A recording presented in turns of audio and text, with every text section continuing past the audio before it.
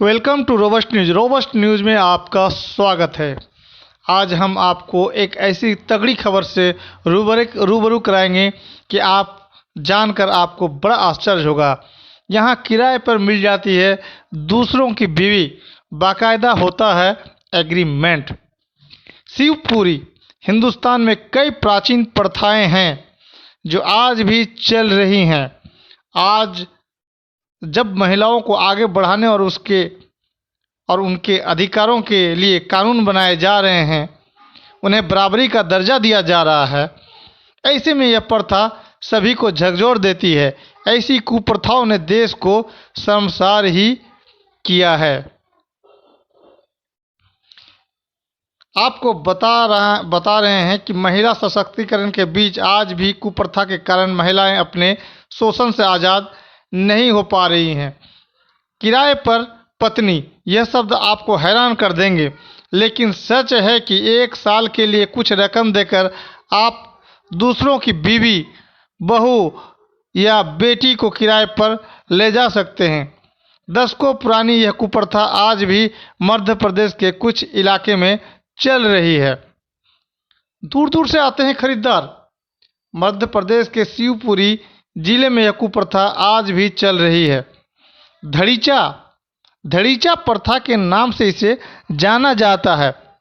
हर साल इस जिले में लड़कियों को किराए पर देने के लिए मंडी सजती है।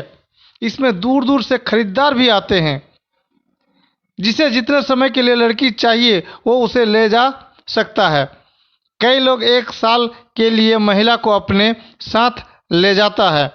एक साल उसे अपनी बीवी के तौर पर रखता है, बाद में उसे वापस छोड़ जाता है। आगे आपको बता दें, 15,000 से 25,000 है कीमत।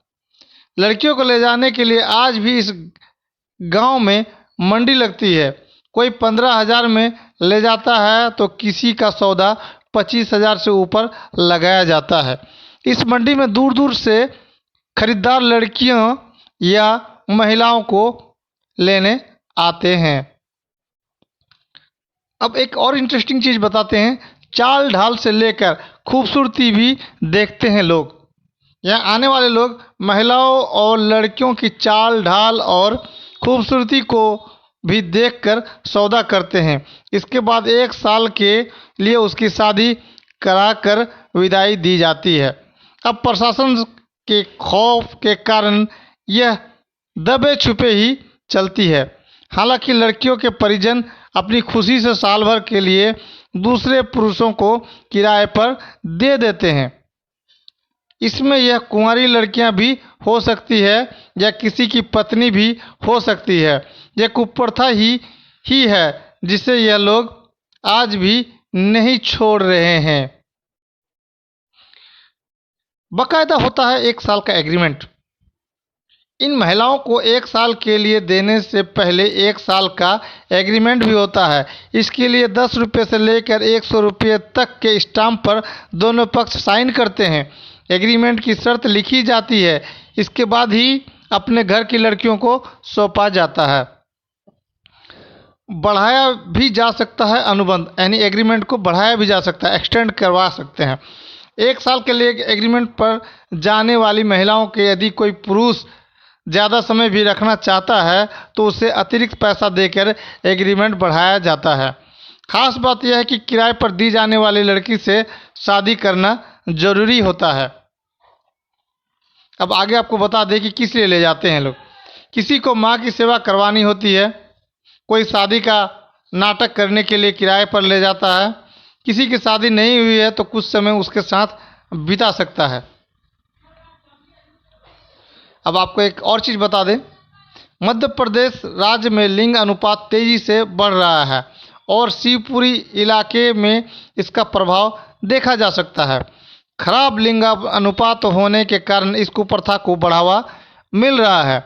यहाँ इसे धतीच प्रथा के नाम से जाना जाता है। इस कुप्रथा को बढ़ावा देने में महिलाएं भी बराबरी की जिम्मेदार हैं। कई बार पुलिस के सामने भी इस प्रकार की घटनाएं सामने आई, लेकिन महिलाएं ही इन अन्यायों के बारे में खुलकर बात नहीं करना चाहती। इसलिए कार्रवाई नहीं हो पाती। मध्य प्रदेश के अलावा अन्य राज्यों में भी फैली है यह कुप्रथा। अब आपको कुछ उदाहरण भी दे देते हैं। 2006 में गुजरात के भरूच में नेत्रगंज तालुका में एक मामला उजागर हुआ था। अतः प्रजापति नाम का एक व्यक्ति अपनी पत्नी लक्ष्मी को मेहसाना में एक पटेल के साथ रहने के लिए छोड़ गया था। उसे 8,000 रुपये महीना किराया मिल रहा था। इसमें भी एजेंट और बिचौलिए ने गरीब परिवार को बढ़ावा देने का काम किया। वे पैसा का लालच देकर महिलाओं को बेचने के काम में दलाली करने लगे। गुजरात के ही मेहसाना, पाटन, राजकोट और गांधीनगर जैसे जिलों में महिलाओं की कमी ने एजेंटों और गरीब परिवारों को पैसा कमाने का एक जरिया दे दिया। बताते हैं कि इस काम में दलाल 65-70 हज़ार रुपये तक कमाते हैं और गरीब आदिवासी परिवारों को उनकी बेटियों के लिए 15 से 20 हज़ार देते हैं। आदिवासी युवा महिलाओं को 500 रुपये से लेकर 60,000 रुपये तक में किराए पर उपलब्ध कराते हैं और यह इस बात पर निर्भर करता है कि युवा महिला का परिवार कितना गरीब है और उसे पैसों की कितनी ज़रूरत है। एक दलाल के मुताबिक 1.5 लाख रुपये से लेकर 2 लाख रुपये प्रति माह कमा रहे हैं। और आपको एक और बहुत बड़ी बात की खुलासा करते हैं, क्योंकि ये है रोबस्ट न्यूज, अंदर तक की खबर को बाहर निकालते हैं। मीडिया रिपोर्ट के मुताबिक मध्य प्रदेश में चलने वाली यह कुप्रथा कई दशकों से चल रही है, जिसे रोकने के लिए कोई प्रयास नहीं हुए। हालांकि इस दिशा में 1-2 NGO पहल कर चुके हैं। ऐसा लगता है कि गरीब परिवारों की महिलाएं और लड़कियों की कीमत जानवरों से भी गई गुजरी है, यानी भेड़ बकरियां समझी जाती है बेटियों को। केंद्र सरकार की योजना बेटी बचाओ बेटी पढ़ाओ के बाद भी हमारे देश में बेटियों को भेड़ बकरियों की तरह समझा जाता है। खबर कैसी लगी? चैनल को सब्सक्राइब करें, कमेंट में अपनी राय दें। आपका दिन शुभ रहे। अब हम आपको लेके चलते हैं खबर की दूसरी ओर, जो कि जहांगीरपुर दिल्ली की है। बने रहेंगे चैनल पर। Welcome to robust news. Robust news में आपका स्वागत है। आपको हम बता दें कि रोबस्ट का अर्थ होता है बहुत ही तगड़ा, यानी बहुत ही मजबूत और बहुत ही स्ट्रांग। और न्यूज का अर्थ होता है खबर। रोबस्ट न्यूज यानी कि बहुत ही तगड़ा खबर जिसका कोई तोड़ नहीं हो। तो रोबस्ट न्यूज में आपका स्वागत है। बीते 4 दिनों में जहांगीरपुरी में जो कुछ भी घटित हुआ, उसने इस देश की निकृष्टतम और श्रेष्ठतम दोनों तस्वीरों को साफ कर दिया है।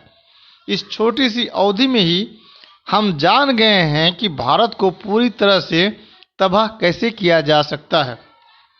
साथ ही यह भी कि अगर उसे बचाना है तो क्या करना होगा।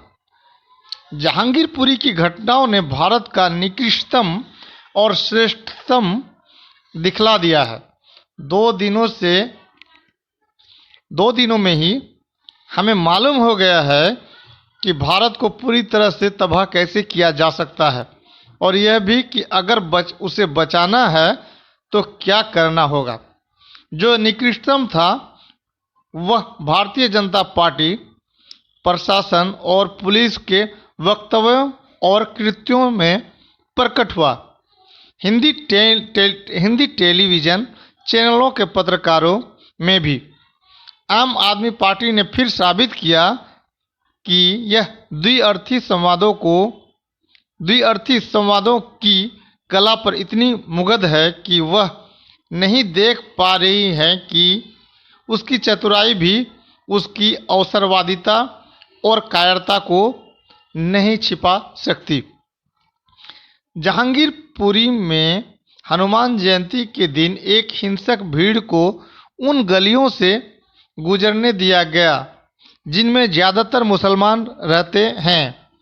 हाथों में तलवार, दूसरे धारदार हथियार, तमंचे लहराते हुए और मुसलमानों को गालियां देते हुए यह हिंसक भीड़ शाम की नमाज के वक्त मस्जिद के सामने हंगामा करने लगा।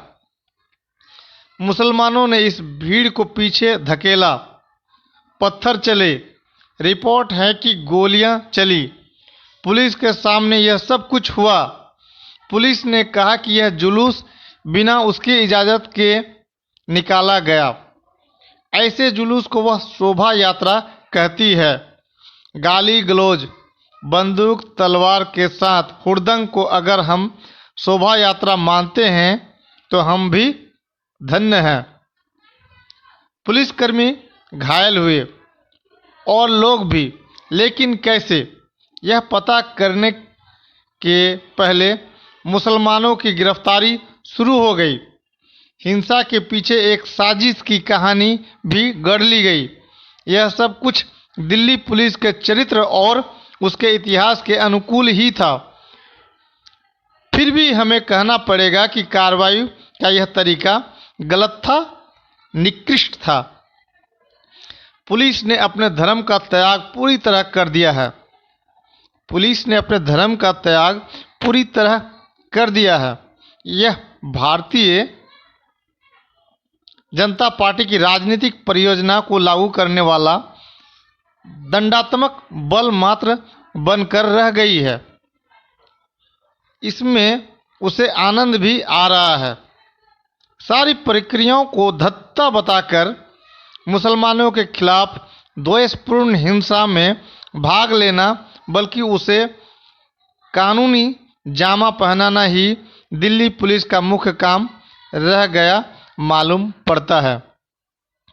पुलिस ने इस हिंसा के बाद एक बार बयान जारी किया कि बिना अनुमति जुलूस निकालने के लिए उसने विश्व हिंदू परिषद के नेता को नोटिस जारी की। यह भी कि शायद इस अपराध के लिए एक जिम्मेदार नेता को गिरफ्तार भी किया है।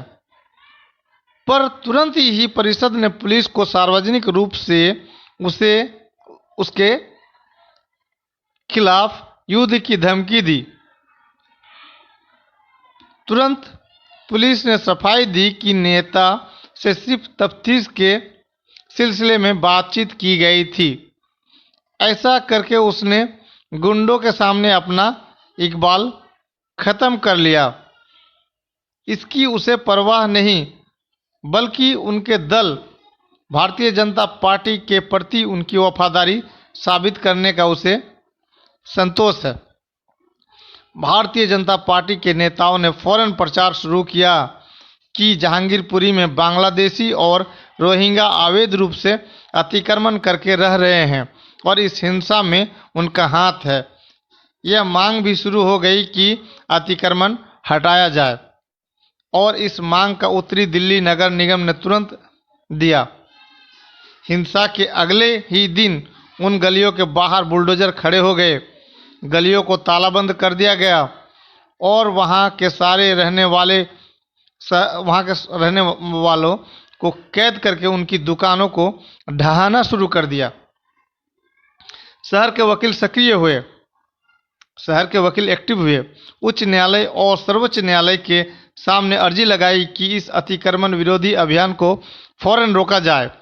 सर्वोच्च न्यायालय ने इस कार्रवाई को तत्काल रोकने का आदेश दिया, लेकिन मेयर और अधिकारियों ने खबर मिलने के बाद भी बुलडोजर नहीं रोके। इससे यह साफ हो गया कि वे मात्र अपना कर्तव्य नहीं निभा रहे थे और नाकानूनी व्यवस्था लागू करने की बाध्यता के कारण वे दुकानों, घरों और मस्जिद को ढहाने का काम कर रहे थे, जो कोई भी अपनी इच्छा से नहीं करना चाहेगा। लोग मजबूरी में यह करते हैं क्योंकि ऐसा उन्हें करना पड़ता है। लेकिन जब सर्वोच्च न्यायालय ने उन्हें रोक दिया, तब भी उन्होंने ध्वंस जारी रखा, बल्कि आदेश दिखाने के बाद भी कहा कि जब तक उनके हाथ कागज आधिकारिक तरीके से नहीं आता, वे नहीं रुकेंगे। इससे साफ हो गया कि यह मात्र मुसलमानों को प्रताड़ित, परेशान करने का बहाना था। इससे इस राजनीतिक दल का ही नहीं, बल्कि प्रशासकों के भीतर के निकृष्ट मुसलमान विरोध का भी एक और प्रमाण मिला।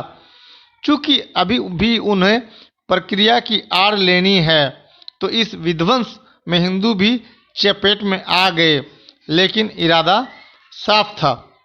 इस बीच हिंदी जनसंचार माध्यमों ने अपने भीतर के निकृष्ट मुसलमान विरोध का अश्लील प्रदर्शन हुआ।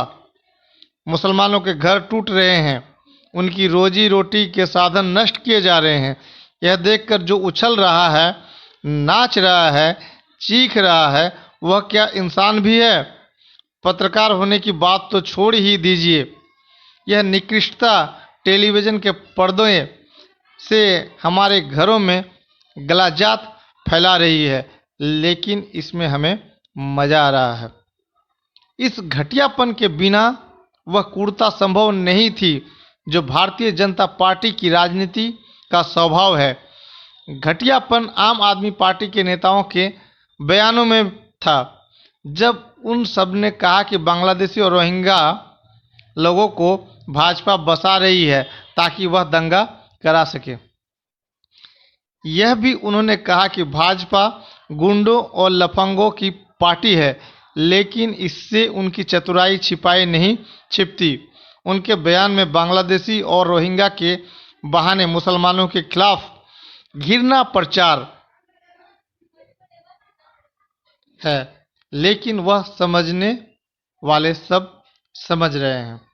आम आदमी पार्टी की यह चतुराई इसलिए और भी क्रूरतापूर्ण है कि वह जिन्हें बाहरी कह रही है वे उसके मतदाता रहे हैं। उनके बल पर वह सत्ता में आई है और अब उनका इस्तेमाल करके वह मुसलमानों के खिलाफ पूर्वाग्रह और घृणा को और गाढ़ा कर रही है। उसके समर्थक यह कहकर उसकी वकालत करते रहे हैं कि वह हिंदू भले ही दिखे, मुसलमान विरोधी नहीं, लेकिन उसके हर बयान से जाहिर होता है कि वह मुसलमानों के खिलाफ घृणा का खुलकर इस्तेमाल करती है। यानी बिना मुसलमान विरोधी घृणा के हिंदूपन संभव नहीं, यह साबित किया जा रहा है।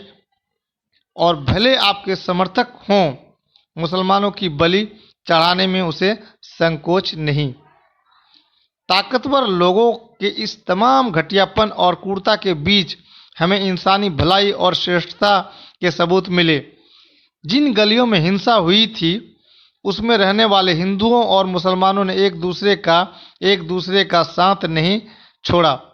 हिंदू औरतों और मर्दों ने खुलकर कहा कि यह हिंसा उस लफंगों की भीड़ ने भड़काई थी जिसे पुलिस शोभा यात्रा कह रही है। हिंदुओं ने अपने पड़ोसी मुसलमानों को दोषी मानने से इनकार कर दिया। मुसलमानों ने भी अपनी नागरिकता का दावा इस हिंसा के बावजूद बरकरार रखा। राजकीय हिंसा के सामने ऐसा करने के लिए खासी हिम्मत चाहिए। वह हिम्मत असाधारण नहीं है, यह जहांगीरपुरी के निवासियों ने बतला दिया है। इस निकृष्टता के बीच ऐसे वामपंथी कार्यकर्ता थे जो इन गलियों में मौजूद रहे पहले दिन से। अगले दिन जब बुलडोजर रुक नहीं रहे थे तो मार्क्सवादी कम्युनिस्ट पार्टी के बृंदा क्रात और हन्नान मुल्ला वहां पहुंचे और बुलडोजर के सामने खड़े हुए। कोई कारण न था कि वे वहां जाते। संसदीय राजनीति के घटिया तर्क से उनके वोटर यहाँ नहीं हैं। अगर कोई यह आरोप लगाए कि वे बंगाल को ध्यान में रखकर ऐसा कर रहे हैं तो इससे उसका घटियापन जाहिर होता है। बंगाल में चुनाव हो चुके हैं और इस अच्छाई की स्मृति बंगाल की व्यवहारिक बाध्यता के आगे याद रखी जाएगी, उसमें शक है। निश्चय ही माकपा के नेता किसी फायदे के लिए यह नहीं कर रहे थे। और उन वकीलों को याद रखिए जिन्होंने अदालतों दरवाजे खटखटाए। यह सब कुछ वह है जिसके सहारे हम उस निकृष्ट क्रूरता से लड़ सकते हैं जो हमें दलदल में घसीट रही है। खबर कैसी लगी? चैनल को सब्सक्राइब करें, कमेंट में अपनी राय दें। एक बिल्ली अपने बच्चे को 7 दरवाज़ा दिखाती है, तब जाके बिल्ली का आँख खुल जाती है, बिल्ली देखने लगता है। इन भारतीय मुसलमानों की आँख कब खुलेगी ये आप कमेंट बॉक्स पर लिख सकते हैं। आपका दिन शुभ रहे। Thanks audience, thanks listener.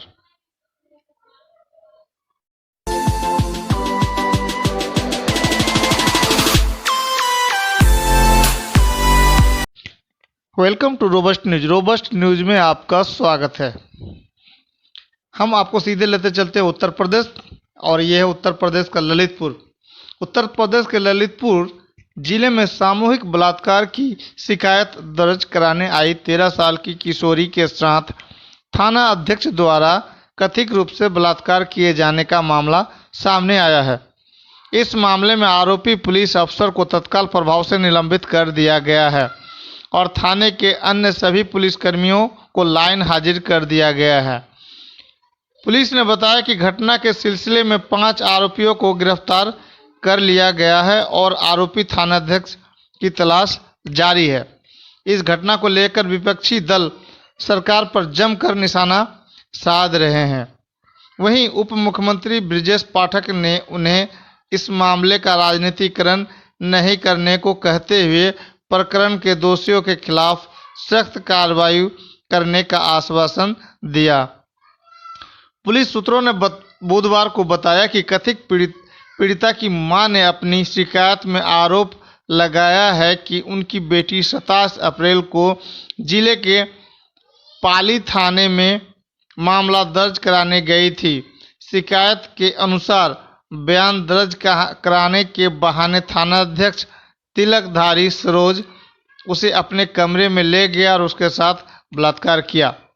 Kanpur zone के अपर पुलिस महानिदेशक भानु भास्कर ने बताया, इस मामले में थानाध्यक्ष तथा पीड़ित किशोरी की मासी समेत 6 लोगों के खिलाफ मामला दर्ज किया गया है। आरोपी थानाध्यक्ष को निलंबित कर दिया गया है और उसके अलावा अन्य 5 आरोपियों को गिरफ्तार किया जा चुका है। फरार थानाध्यक्ष की तलाश की जा रही है। भास्कर ने बताया कि झांसी के पुलिस उप महानिरीक्षक जोगेंद्र कुमार को मामले की जांच सौंपी गई है। उन्हें 24 घंटे के भीतर रिपोर्ट देने को कहा गया है। उन्होंने बताया कि इस मामले में पाली के थानाध्यक्ष को निलंबित करने के साथ साथ थाने के अन्य सभी पुलिसकर्मियों को लाइन हाजिर कर दिया गया है। लड़की की मां का आरोप है कि 22 अप्रैल को 4 लोग उनकी बेटी को भोपाल ले गए थे, जहां उन्होंने 5 दिनों तक उनके साथ बलात्कार किया और बाद में उसे पाली थाने के बाहर छोड़कर भाग गए। लड़की जब 27 अप्रैल को मुकदमा दर्ज कराने थाने गई तो थानाध्यक्ष ने भी उसके साथ बलात्कार किया। बाद में लड़की ने स्वैच्छिक संस्था चाइल्ड लाइन पहुंचकर काउंसलिंग के दौरान पूरी घटना बताई।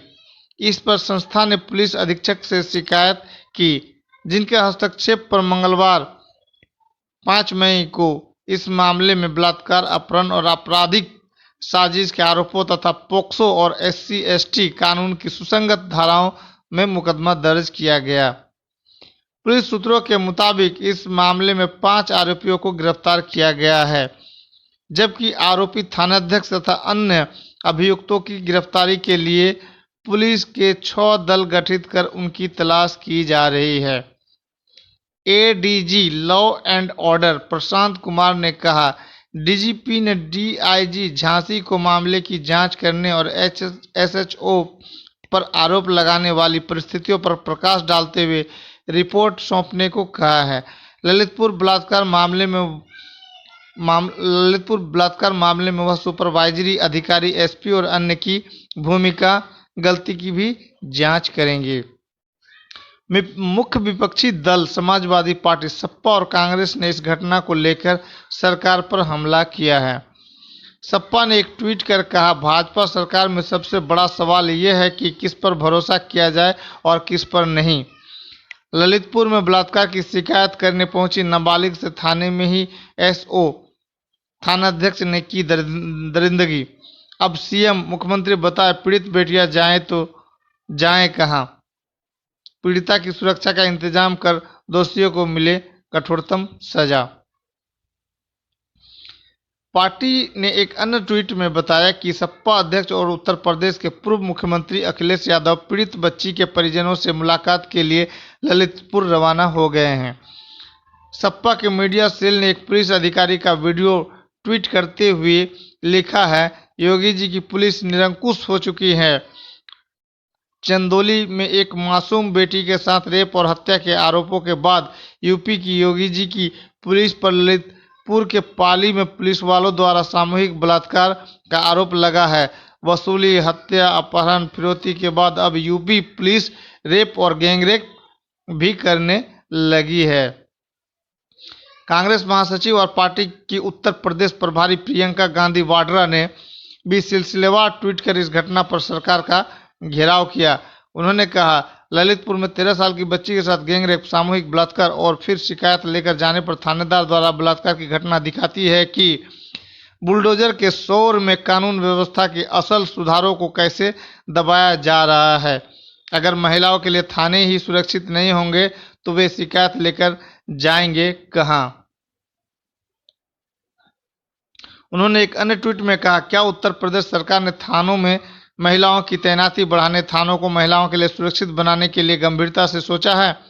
कांग्रेस पार्टी ने अपने महिला घोषणा पत्र में महिला सुरक्षा के लिए कई महत्वपूर्ण बिंदु रखे थे।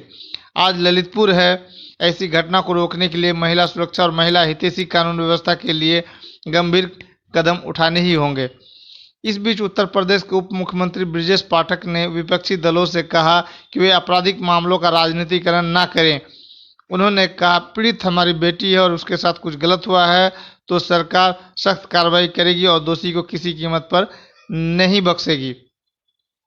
उन्होंने कहा, सरकार इस मामले को फास्ट ट्रैक अदालत में ले जाएगी और घटना में शामिल पुलिसकर्मियों के खिलाफ इतनी सख्त कार्रवाई होगी कि उनकी अगली पीढ़ियां तक करार उठेगी। उनके खिलाफ राष्ट्रीय सुरक्षा कानून के तहत कार्रवाई होगी और किसी को भी बख्शा नहीं जाएगा। सपा अध्यक्ष अखिलेश यादव के पीड़ित परिवारों से मुलाकात के लिए ललितपुर रवाना होने के बारे में पूछने पर पाठक ने कहा, वह सोचते हैं कि कुछ हो सकता है तो वह अपना राजनीतिक पर्यटन शुरू कर देते हैं। कांग्रेस महासचिव प्रियंका गांधी वाड्रा के बयान पर उन्होंने कहा, उन्हें राजस्थान और छत्तीसगढ़ में महिलाओं की स्थिति देखनी चाहिए। मालूम हो कि इससे पहले बीते 1 मई को उत्तर प्रदेश में चंदौली जिले के सैयदराज क्षेत्र में पुलिस की दबिश के दौरान संदिग्ध परिस्थितियों में एक युवती की मौत हो गई थी। इस मामले में निलंबित थानाध्यक्ष समेत 6 पुलिसकर्मियों के खिलाफ गैर इरादतन हत्या का मामला दर्ज किया गया है।